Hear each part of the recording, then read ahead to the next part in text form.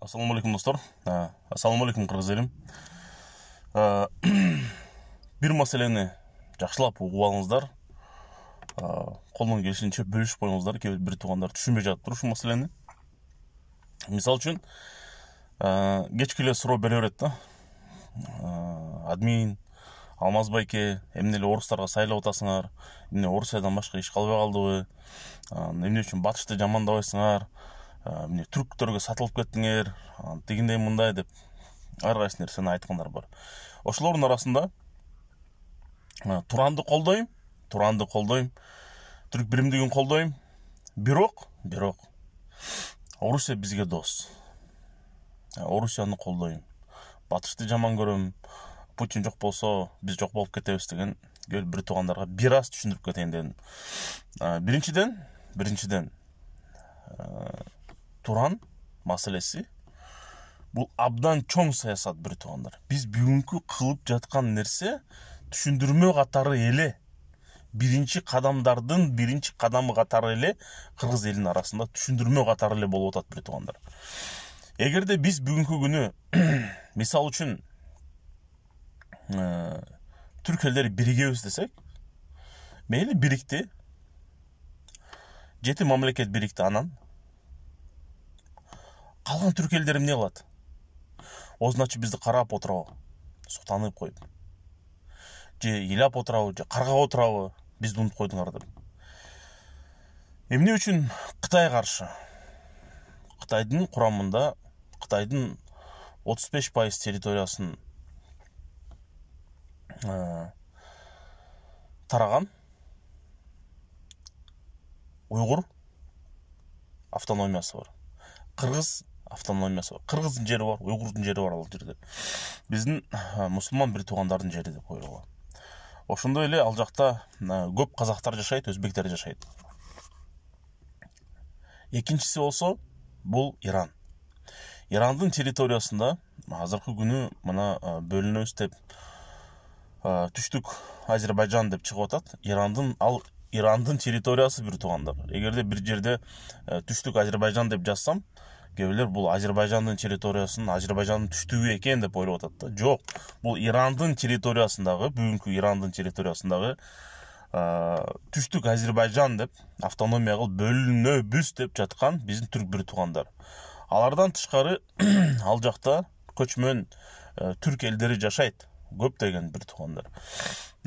Азербайжан элинен тышкары дагы өзүнчө субэтностор бар. Адан тышкары Орусия.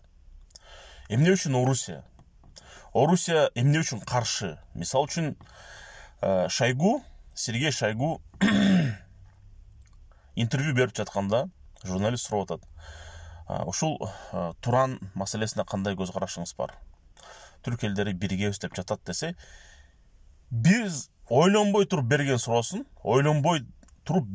Эгерде адам ойлонуп туруп суроого жооп берсе, анда бул адам бул суроого жооп берип атканда кандайдыр бир жактарды ойлоп, эмне болот, буну минтип сүйлөп койсом кандай болот, тигинтип сүйлөп койсом кандай болот деп айтып жаткандыр дейсиз. Бирок эгерде адам сиз сурап берсеңиз, ал ойлонбой туруп жооп берсе, анда ал ошол адамдын ичинде болгон нерсе сыртка чыкты деп айтсаңар болот. Сергей Шойгу, что вы думаете про Туран, про союз тюркских государств, десе? А против кого дейт? Ойлонуп атасыңарбы? Против кого деген суроо чыгып атат. Эмнеге бул андай суроону берип атат? Эмнеге дегенде, Орусиянын ичинде бир туугандар.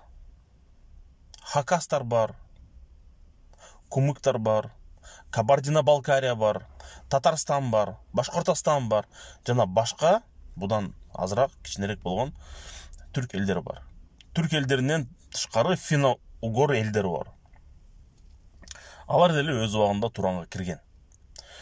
Эми ойлонуп көргүлө. Эгерде ошол элдин бардыгы биригип биз бир мамлекет түзсөк кандай болот? бир туугандардын ою боюнча биз ушундай эле жата берели. Ушул эле 6-7 мамлекет бириксе эле болду. Калган мамлекеттер эми Орусиянын астында кала берсин. Орустар бизге жумуш берип атат. Бул бир туугандар туура эмес ой жүгүртүү. Бүгүнкү күнү Орусия бүгүнкү күнү бир гана өзүнүн территориясында жүргөн турган мусулмандарды баскынтып жаткан жок. Орусия бүгүнкү күнү Орто Азия элдерин колония катары көрүп атат бир туугандар. Орто Азияны, Казакстанды, Кыргызстанды, Өзбекстанды, Тажикстанды, бардыгыбызды булар колония катары эле көрөт. Ошондуктан Прибалтикада орус тил маселеси көтөрүлсө, алар анча көңүл бурбайт. Бирок Орто Азияда биз өзүбүздүн тилибизди, кыргыз тилин сактап калалы деп, орус тилине каршы эмес, кыргыз тилин сактап калалы деп биз өзүбүздүн тилибизди коргоп калалы деп тил саясатын, тил маселесин көтөрсөк, булар эмне дейт? Жок, силер андай маселени көтөргөнгө акыңар жок деп атат бизди бүгүнкү күнү бир туугандар. Бизди фашист Бандера деп атат, ойлонуп көргүлө. Ал жакта калсын, орустар. Бизде Кыргызстанда жашаган коммунисттик партиянын мүчөлөрү, жана Масалиевке сыяктуу, Мадумаров сыяктуу, жана башка ушундай орускул саткындар орус тилин коргоп атат. Кыргыз тилине каршы чыгып атат бир туугандар.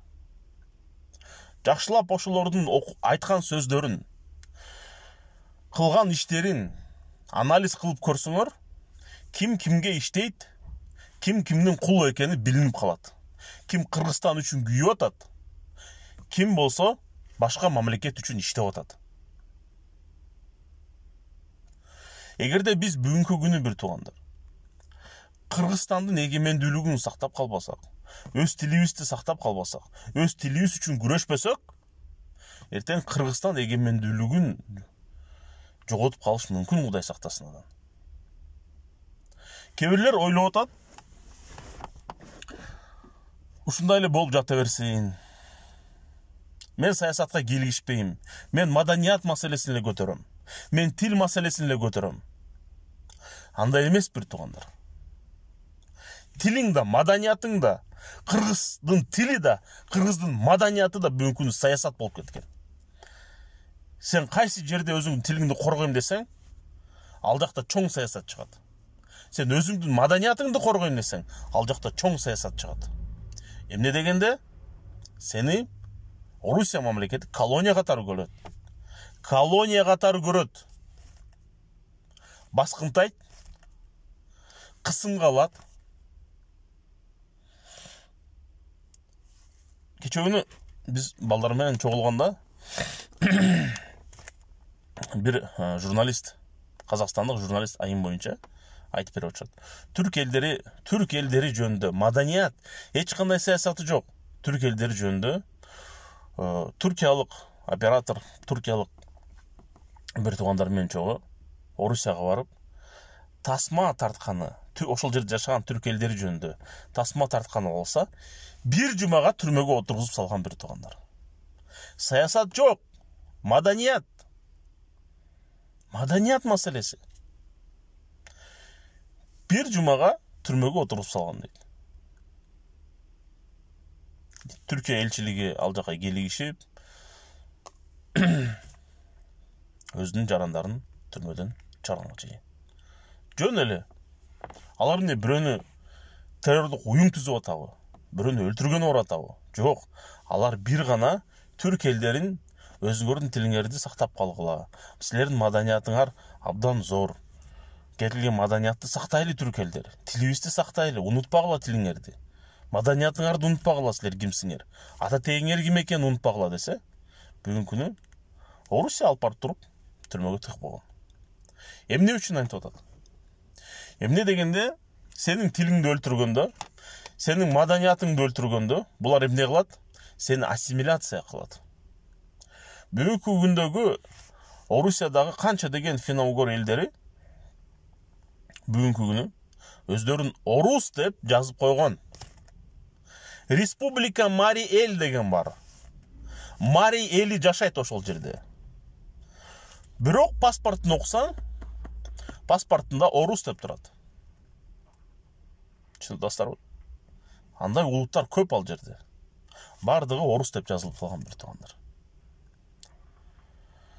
Бул абдан чоң саясат. Бул абдан чоң күрөш. Бүгүнкү күнү күрөш. Азыр күрөш болуп жатат бир туугандар.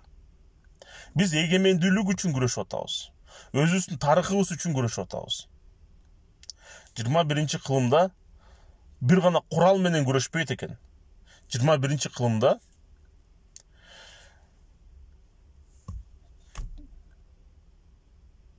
гибридный согуш деген бар. Гибриддик согуш деген ушундай экен. Азыр орустар бизди дос деп туруп, бир бирикмеге кирип, бир союз түзүп туруп, бизди колония кылып басып алайын деп атат кайра. Ушундай экен. Досмун деп бетиңе күлүп, колуңан кармап туруп, сен уктап жатканда келип туруп, сага бычак сая турган. Ушундай. Гибриддик согуш ушундай. Орусиянын СМИ, Орусиянын бүт жактан азыр бизге каршы иштерин көрүп жатабыз. Бирок силер болсо уктап жатасыңар. Биз маданият иштерманыбыз, биз маданиятты эле көтөрүш керекпиз. Биз тилди гана көтөрүш керекпиз. Анда уктап жете бер бир тууган. Эртеңки күнү сенин балдарың орустарга кул болуп калат. Эгерде ушундай аң сезимден чыкпасаң, кул мүнөз, моя хата с краю деген положениядан чыкпасаң, эртеңки күнү балдарың орустарга кул болуп калат. Эгерде сен эгемендүүлүктү сактайм десең, балдарыңды үйрөт. Бул сенин желегиң, бул сенин тилиң, бул сенин тарыхың, бул сенин маданиятың, бул сенин диниң. Ушуга бекем бол, балам. Ушуга бекем болсоң, мекениң бекем болот деп. Эгерде силер балдарыңарды андай тарбия кылбасаңар, өзүңөрдүн бүгүнкү аң сезимиңерди өзгөртпөсөңөр, анда эртеңки күнү Кыргызстандын келечеги абдан оор болот бир туугандар. Жакшылап ойлонгула. Жакшылап ойлонгула бир туугандар. Саясаттан алыс бола албайсыңар силер. Айтып атам. Тил маселеси. Мен тил маселесин эле көтөрөм, тилди эле үйрөтөм. Сен тил маселесин көтөрдүң, сен саясаттасың. Сен маданият маселесин көтөрдүң, сен саясаттасың. Сен тарых маселесин көтөрдүң, сен саясаттасың. Сен дин маселесин көтөрсөң да сен саясаттасың бир тууган. Саясаттан алыстай албайсың сен. Ошону билип ал. Сен уктап жатсаң, саясаттан качам десең, сен маданият эле десең, сен саясаттан кача албайсың. Эмне дегенде, эртең сен маданият, тил, тарых, дин маселесин жайылтып көтөрүп жатсаң, эртеңки ошол Орусияга иштеген, батышка иштеген агенттер сени мазактап, шылдыңдап, сени маңкурт, мырк, мавр, дагы кандай ыплас сөздөр бар. Ошонун бардыгын сага чаптайт. Эмне үчүн кыргыз тилинде сүйлөгөн адам мырк болуп калат? Бул ошол орустун жүргүзгөн саясаты бир тууган. Кыргызча сүйлөсөң сен мырксың, сен маврсың, сен мамбетсиң деп. Ошон үчүн биздин жаштар бүгүн кыргызча сүйлөгүсү келбейт. Ошону билип алгыла. Эгерде биздин жаштарды кыргыз тилин сүйсүн, кыргыздын тарыхын жакшы көрсүн десеңер, анда азыртыдан баштап, ошонун бардыгын үйрөтүп келгиле балдарыңарга. Кыргызча сүйлөп, тарыхыңарды үйрөнүп, Орусия жазган тарыхты эмес, изилдеп, ата бабаларыбыз ким болгон, ата тегибиз ким болгон, анан өзүңөрдүн диниңерге бекем болуп, батышка алданбай, оруска алданбай, Кытайга алданбай бекем болсок, ошондо биз эгемендүү мамлекет болобуз. Чоң союз, чоң бирикме курабыз ошондо. Ошондо түрк элдери биригет. Ар бир ушул эл ушундай аң сезимде болсо, анда бизди чоң келечекте чоң иштер күтүп турат, бир туугандар. Жакшылап ойлонгула. Ассаламу алейкум.